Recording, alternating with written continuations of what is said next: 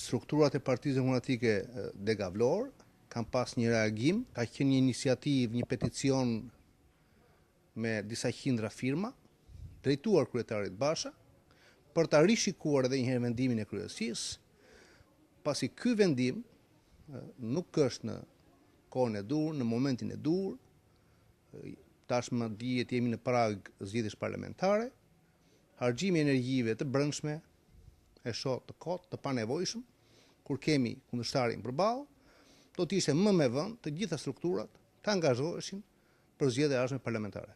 Në 2013, Partia Demokratike e Shqipërisë nxori një udhëzim ku ndalonte rikandidimin e kryetarëve dhe sekretarëve dhe kryetarëve të grupit seksionit në funksionet përkatëse.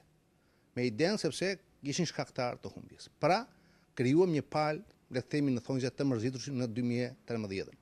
Dhe po bëjmë të njëjtin gabim, mesazhi është mërzitia është mes demokratëve. Kërkojmë kuvendin e Degës për të ditur arsyet dhe shkaqet e këtij riorganizimi. Partia Demokratike Dega Vlorë fitoi një bashki, pra një nga 15 bashki blu, është Selenica. Dhe kemi rikuperuar 10.000 vota. Nuk e di çfarë duhet të bëjmë më shumë demokratët e Vlorës në një periudhë kaq të vështirë, një vit pas zgjedhjeve të Partisë Demokratike, dhe mos harrojmë, Vlora është qendra e dytë ose kështjella e dytë e Partisë Socialiste pas Tiranës.